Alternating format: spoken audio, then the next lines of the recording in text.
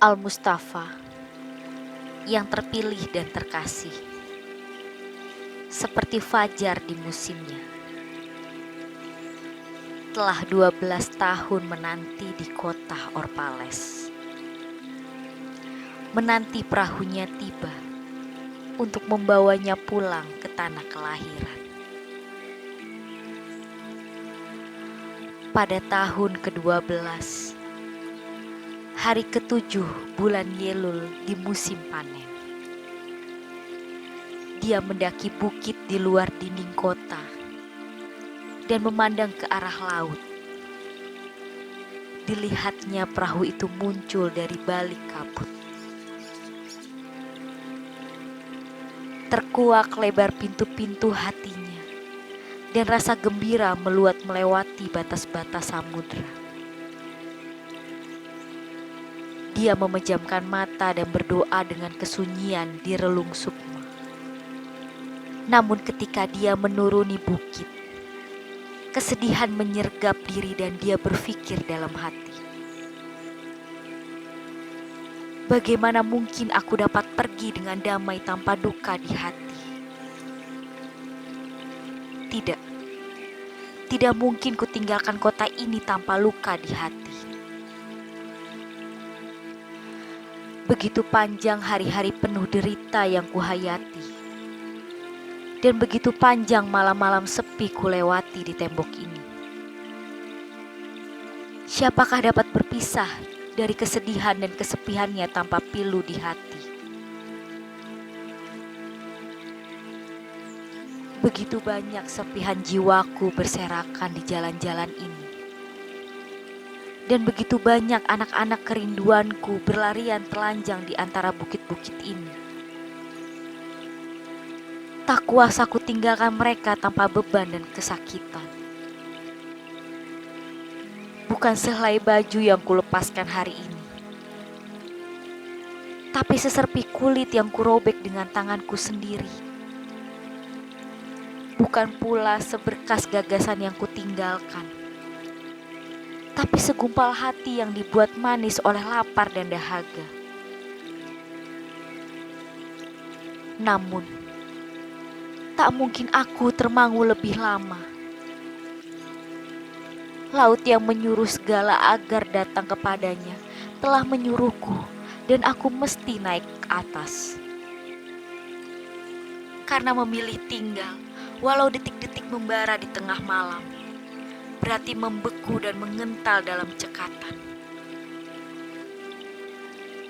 Hampir aku tergoda membawa semua yang ada, tetapi bagaimana bisa? Sebuah suara tak mungkin membawa lidah dan bibir yang memberinya sayap. Sendiri dia harus pergi mencari suasana, karena elang pun terbang melintas surya, sendiri tanpa sarang.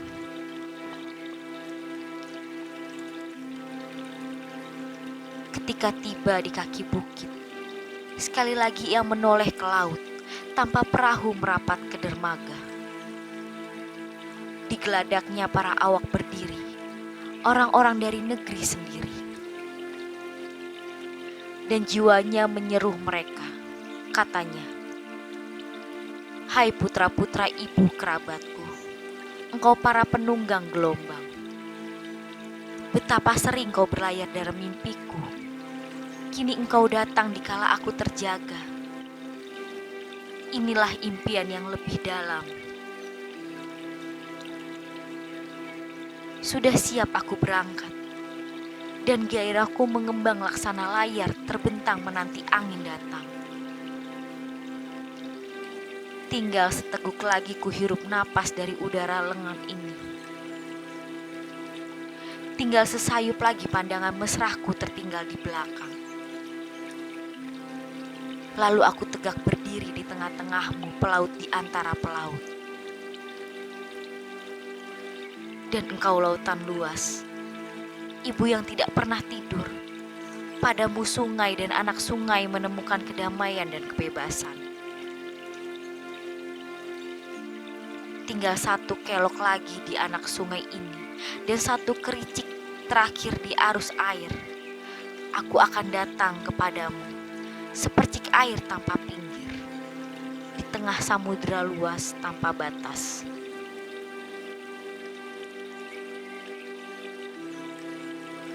Ketika dia berjalan, dilihatnya dari kejauhan wanita dan pria, meninggalkan ladang-ladang dan kebun anggur mereka, bergegas menuju gerbang kota.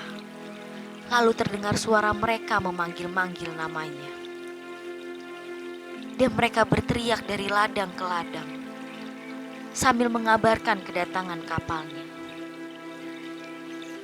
Dan dia berkata pada dirinya, apakah hari ini perpisahan juga akan menjadi hari pertemuan? Dan haruskah dikatakan bahwa akhir hariku akan merupakan fajar baru?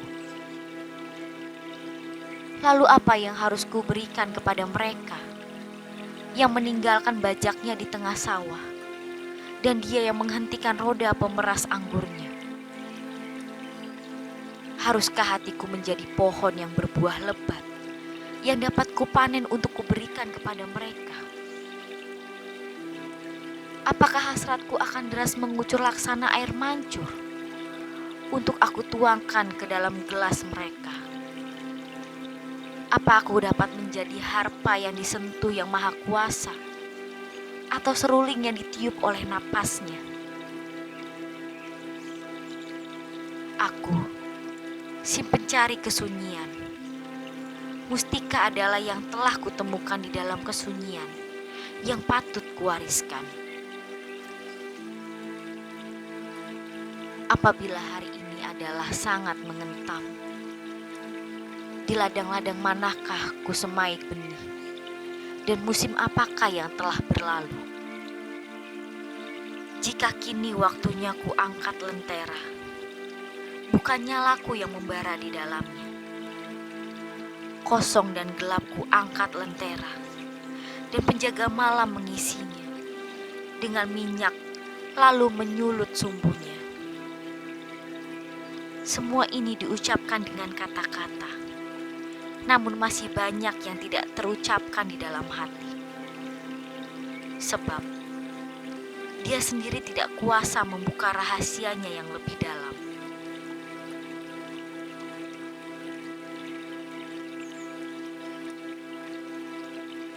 Ketika dia memasuki kota, semua orang datang menyambutnya. Berserulah mereka kepadanya dengan satu suara. Para penduduk tua di kota itu maju dan berseru, jangan dulu engkau pergi meninggalkan kami. Tingginya tengah hari yang engkau miliki telah menjadi senjakala kami. Dan masa mudamu telah memberi kami impian-impian untuk diimpi. Engkau bukan orang asing bagi kami, bukan pula seorang tamu, tapi anak dan kekasih kami. Jangan dulu kau renggut wajahmu dari tatapan mata kami yang masih merindu.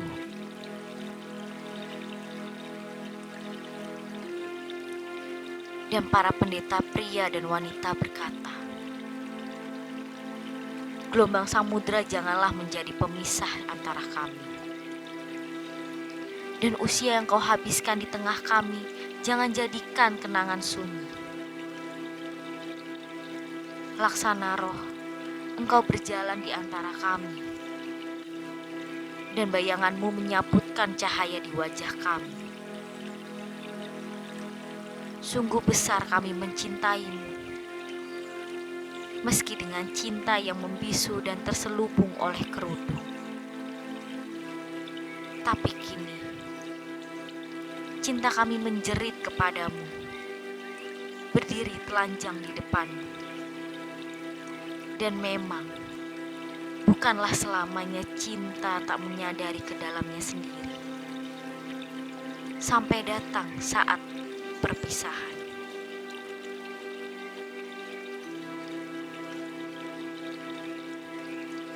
Yang lain pun berdatangan dan memohon dengan sangat padanya. Namun dia diam terpaku, hanya menundukkan kepala, Mereka yang berdiri di dekatnya menyaksikan air matanya membasahi dada. Maka dia dan orang-orang itu berjalan menuju lapangan luas di depan kuil.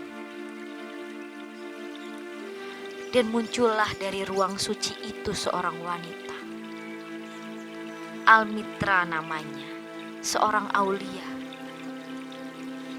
Ditatapnya wanita itu dengan kelembutan yang agung. Sebab dialah orang pertama yang mencari dan mempercayainya ketika dia baru sehari di kota mereka. Almitra menyambutnya. Wahai sang nabi, yang sedang mencari kebenaran hakiki, betapa lama engkau mereka-reka jalan menanti perahumu.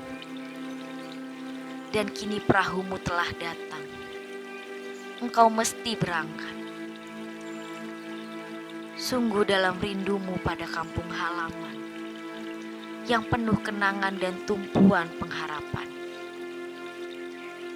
Cinta kami tak akan mengikatmu, pun kepentingan kami tak akan jadi halangan.